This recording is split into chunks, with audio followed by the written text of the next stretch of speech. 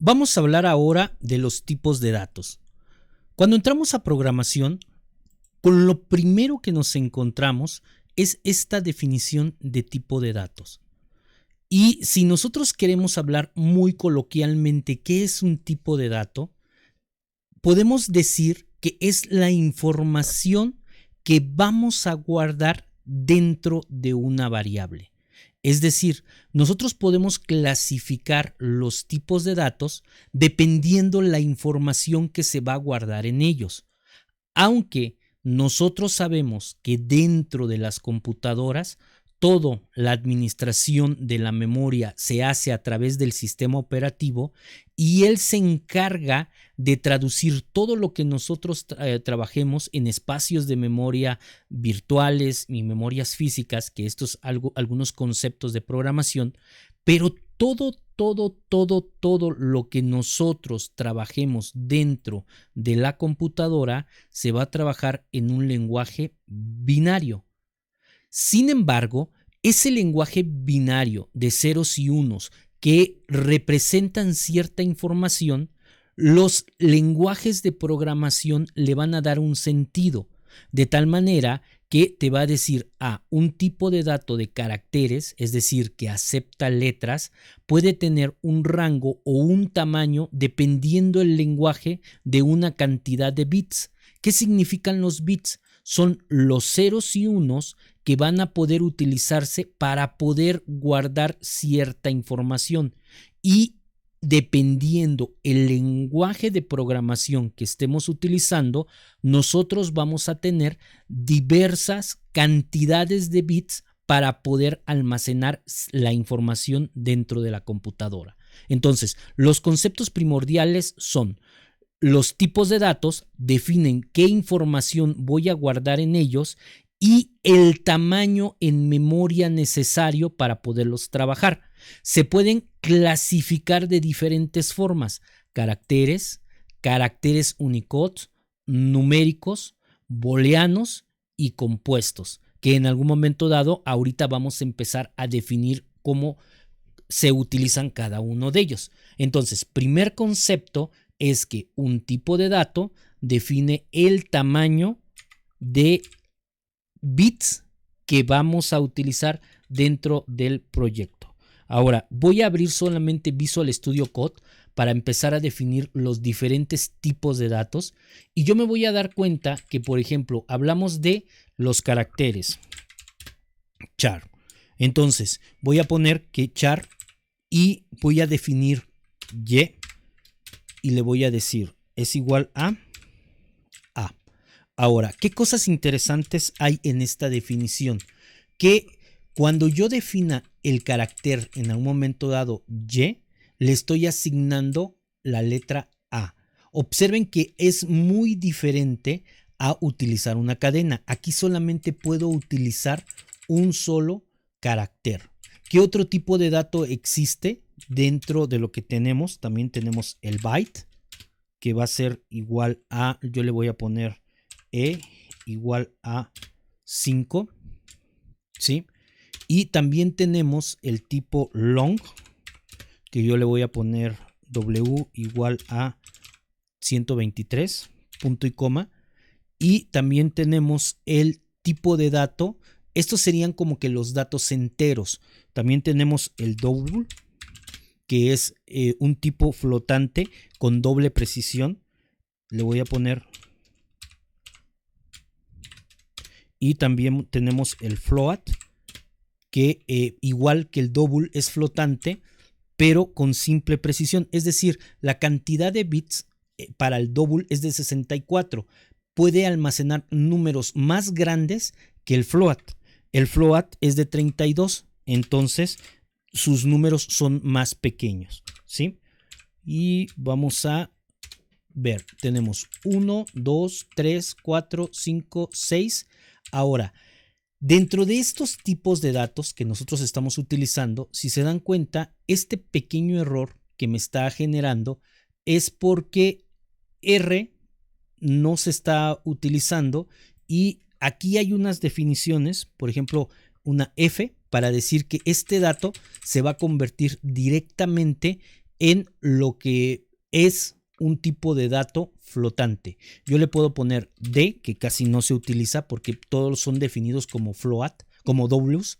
Y, por ejemplo, aquí en la parte del long también le podría yo haber puesto una L para poderlos definir. Entonces, ¿por qué se llaman tipos de datos primitivos? Porque estos tipos de datos son los que en algún momento dado se pueden manipular y existen dentro del lenguaje de programación sin cargar ningún paquete o utilería. Son los tipos de datos base con los cuales cuenta un lenguaje de programación. ¿Cómo se definen? Se define el tipo de dato, se define el nombre o identificador de la variable y aquí ya empezamos a meter conceptos. A este dato nosotros le vamos a llamar variable, que es una variable que va a recibir un valor, en este caso de tipo carácter, que es la letra A. Ahora, cosas y reglas que tenemos que tener para los tipos de datos. ¿Qué pasaría si yo tengo una bandeja pequeña y tengo 3 cubetas con agua?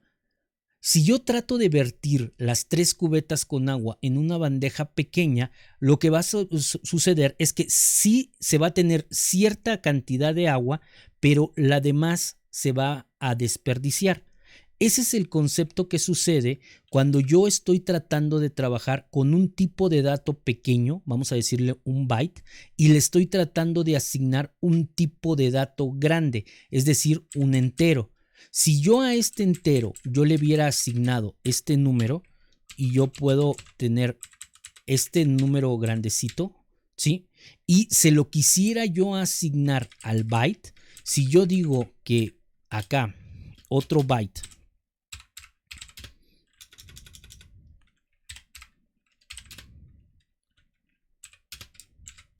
¿sí? Y yo digo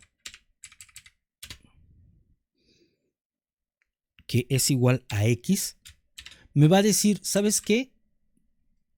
Esto, aunque sí se puede trabajar, pero lo que me va a empezar a decir es que no lo puede hacer de manera directa. Es decir, vamos a ejecutar y observen que cuando ejecutamos este proyecto, primero dejemos que termine y en este caso salió y aquí le ponemos en salida y le ponemos run.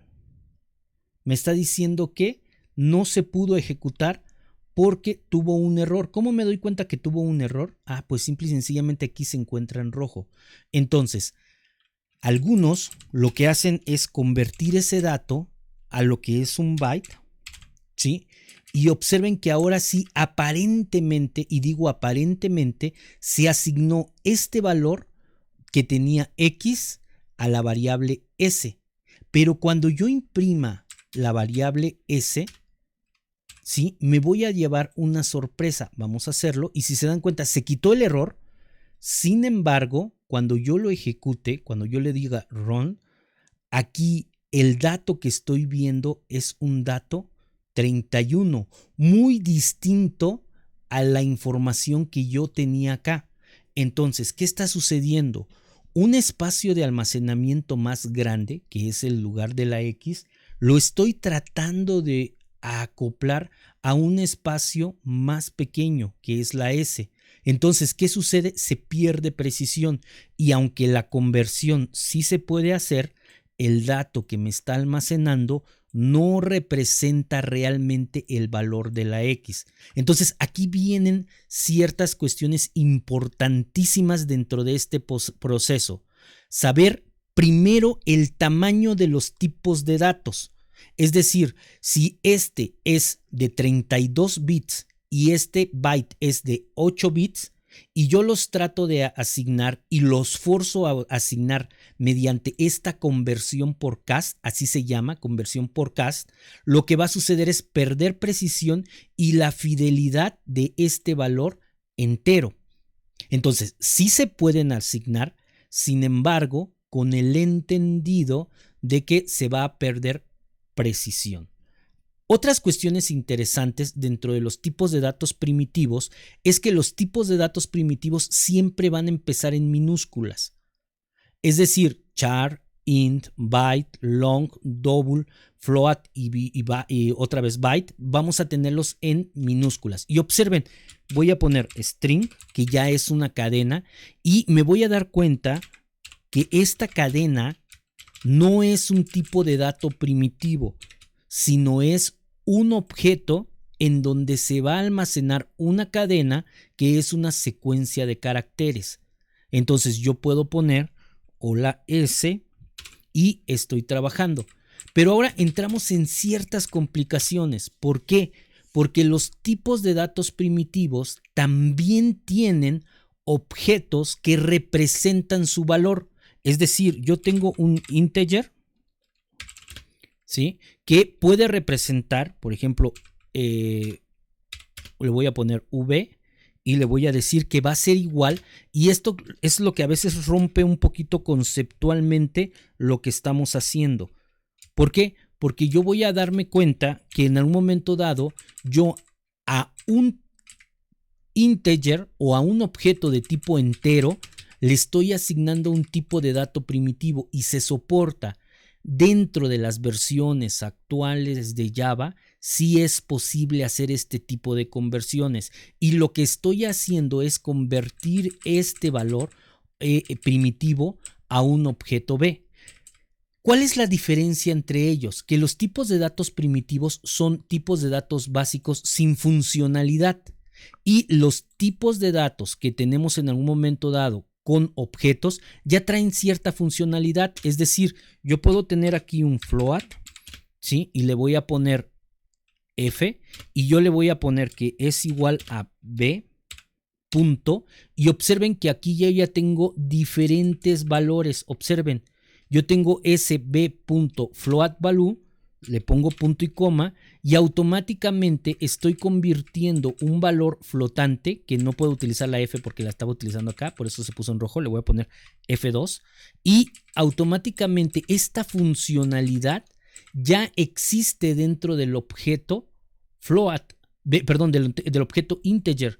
Entonces, ¿cuál sería la diferencia grande entre los tipos de datos primitivos y los objetos que representan tipos de datos? Es que ellos no tienen funcionalidad anexa y tendrían que trabajar con ciertas funciones para poder operar. Y los tipos de datos que representan a los datos primitivos que tienen o que son objetos pueden tener diversas funcionalidades para poderse utilizar.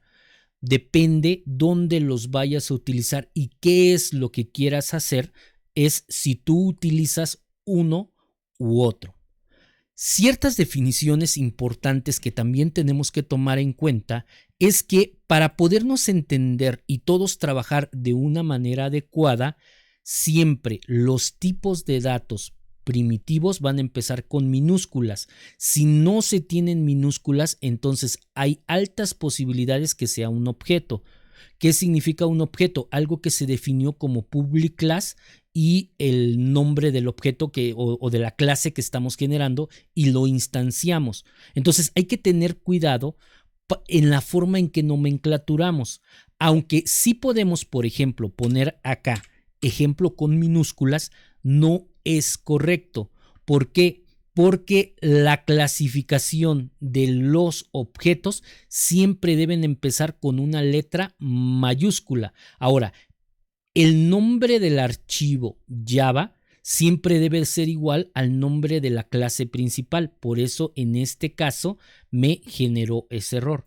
Entonces, y todas las variables y atributos con los cuales yo trabaje siempre deben de empezar con una letra minúscula. No es en algún momento dado una cuestión que vaya a romper el código o que vaya a generarme un error, porque puedo poner char y le puedo poner R mayúscula igual a 2, y estoy hablando no del número 2, sino del carácter 2, y sí se puede hacer. Sin embargo, para las convenciones esto estaría mal porque desafortunadamente no representaría de manera correcta a un carácter, que en este caso fue el número 2.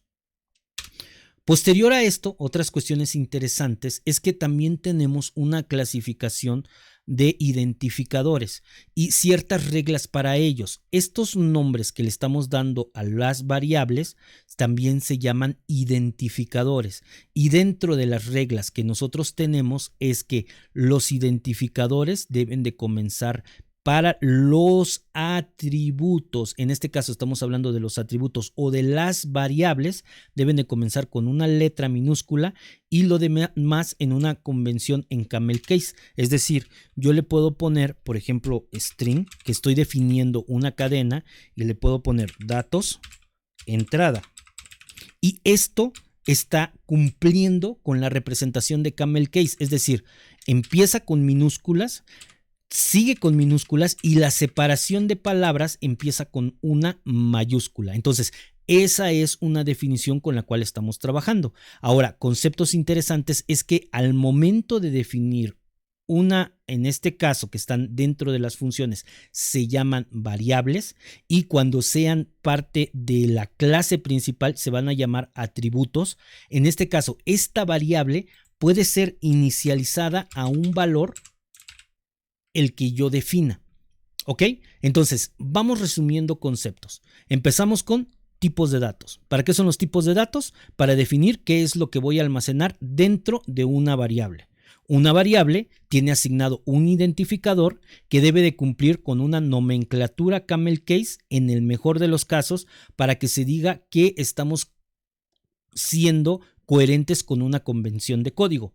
Ahora, el nombre de los métodos, que también este es un identificador, este nombre también debe de comenzar en minúsculas, y el nombre de los argumentos, que son los valores que entran dentro de lo que van a ser los parámetros de una función, esos nombres también inician con minúsculas. ¿Quiénes son los únicos que inician con mayúsculas? Las definiciones de las clases, y cuando nosotros queremos crear una variable de un tipo de objeto definido. Entonces, resumiendo, clases siempre inician con mayúsculas, pueden utilizar la nomenclatura o deben utilizar la nomenclatura camel case, que significa que las siguientes palabras deben de venir con la primera letra en mayúscula, y todo lo demás, lo que son los nombres de las funciones, los identificadores de atributos o de variables, los argumentos, siempre deben de venir con esa nomenclatura en minúsculas. Y hasta aquí dejamos este concepto, haremos un pequeño cuestionario de ello.